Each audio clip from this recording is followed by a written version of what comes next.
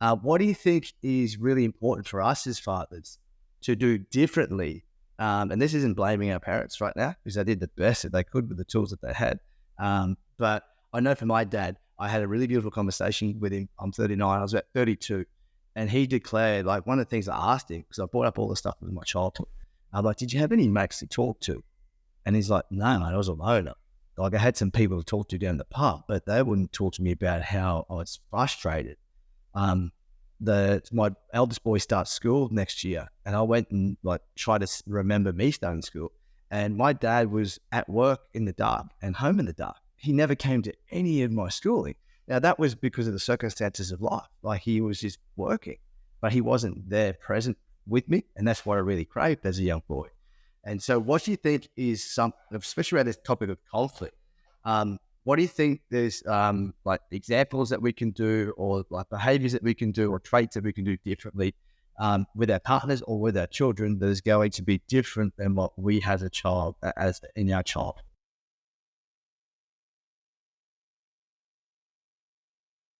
For me and my children, I guess what I've learned is that children don't listen; they watch. That's been the biggest learning, I guess, that I'm starting to get. We can tell children what is right or wrong, and they won't actually listen to that. It's just like, as you know, when we all know, I guess, what's right and wrong as adults, and we still choose not to execute them. So the things that I try to do is set the example, and not try to enforce my ways. The biggest challenge that I faced is that for 30, 40 years I'd lived a certain way, and then I had the awakening and the realization, and I was very enthusiastic and energetic about the learning. And then I started to very, very heavily push that learning onto my family. And not only did I do that, I started to criticize them for not applying my learnings, when I myself had conditioned them to be this certain way over 30 years. So, from a very baseline level, just to answer the question, I guess for me, Blaze, it's about first embodying the way and being the way that you want, with belief that your love circle will eventually start to lead and to follow. Oh man, that resonates so true, man. When I started this personal development journey, my family didn't understand what the fuck I was on, and so did my close circle of mates. They literally said, you know, like, you're in a fucking cult. My best mate said, you're in a cult. Where it got me so deep that I was misunderstood. And the thing is, like, it wasn't just about that. It was like all of my childhood, man, had been misunderstood, and being a naughty kid and all that kind of stuff. Of my parents not getting me, my mum not getting me, and then here's my best mate, and it's just like, what are you a cult? And it just attacked me on social media. There's this like, that's just food for thought. But yeah, definitely, man, it's a beautiful reminder, man, for all of us, is to be the example for those children, to show them and model them how to be a man, how to be a conscious parent, how to emotionally regulate, how to stand within conflict, how to speak our truth and our voice and speak up and be assertive is next. I think that, like I mentioned about the nuts and the handbag thing, a lot of us men have been muted, so we don't stand up for ourselves. With this generation of people pleasers and nice guys where we're walked all over. So yeah, man, beautiful. Jimmy, what do you think would be some traits or behaviors that we could introduce differently than our parents did to help our children and raise our children? For me, recently it's just been an emotional regulation of myself. Having the older two boys, I've raised, I feel like in the beginning of my fatherhood, I've raised them almost like old school.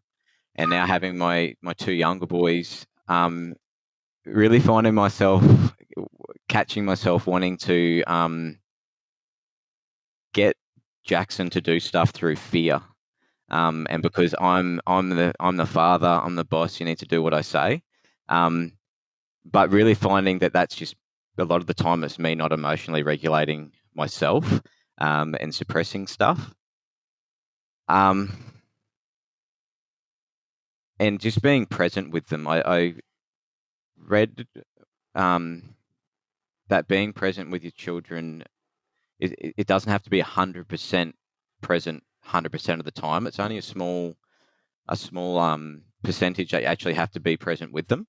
And I've found that it's more, for me, it's been challenging to just sit and be with them and do what they want to do and be present, and doing stuff that they want to do.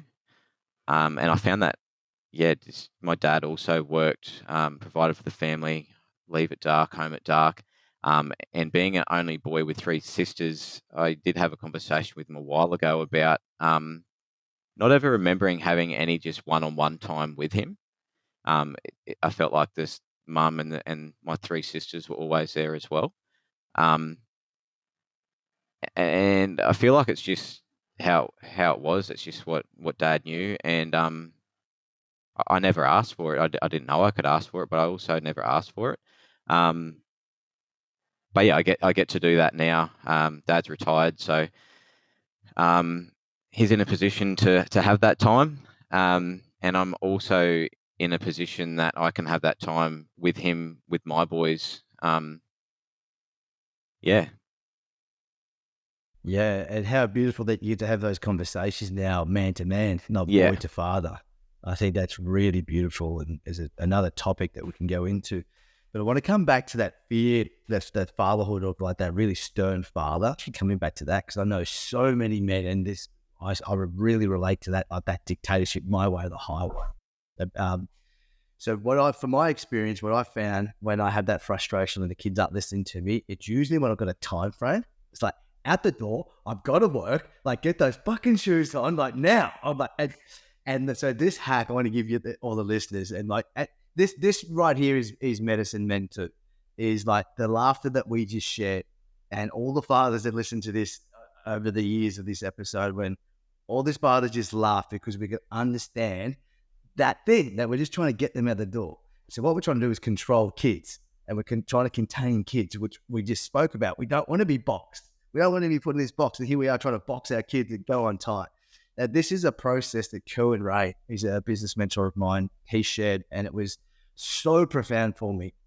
And he said, in this scenario, and so it'd be like trying to get the kids out of kindy, and they just want to go on and try to get the shoes on, and like one of my boys, all he wants to do is just get on the bike. And I'm like, dude, it is like, it's quarter to 9. It takes me 10 minutes to get to kindy. We'll get you in and out, back in the car and back home to work and start working. And then what Kerwin said is like, what do you want to be remembered by? Do you want to be remembered as the man that was always on time at work? Or do you want to be remembered as that father that gave his son 10 minutes and actually just took his time with his shoes, taught him how to tie his shoelaces and not getting frustrated and not trying to intervene, because this has been me lately. I'm like, oh, fuck, he's not in it right. And the pressure's building up. It's like, oh, literally 10 seconds, but it feels like 2 minutes or 10 minutes. But just taking and being patient with him. And then, or, hey, man, do you know what? Let's go ride the bike, bro. And then I'll just push my calendar. And that has been a really big breakthrough for myself, because I've placed so much pressure upon myself, and that's reflected in the way I speak to my kids because of my time frame. I'm like, it's got to be done like this. And then, so that's been really, really, really helpful with us. And when I have done that, because I don't always do that, like this is like, yeah, like literally the spot, I was reflecting then, I'm like, oh, bro, I just going to eat my own words right now, because I was the dick when I was trying to get the kids' shoes on this morning. I could have done that way more peacefully. Though the moments when I have actually taken the eldest boy, when in that rush, all he wants to do is get on a skateboard or get on a bike. He talks about that for weeks. I'll just remind him, it was like, Dad, that was so beautiful. And so, yeah, having those core memories is really powerful, I feel, for our kids. And the piece of advice I'd like to offer our listeners, that we could do differently as fathers or as parents than what our parents did. Everything that you gentlemen have said, I totally agree with.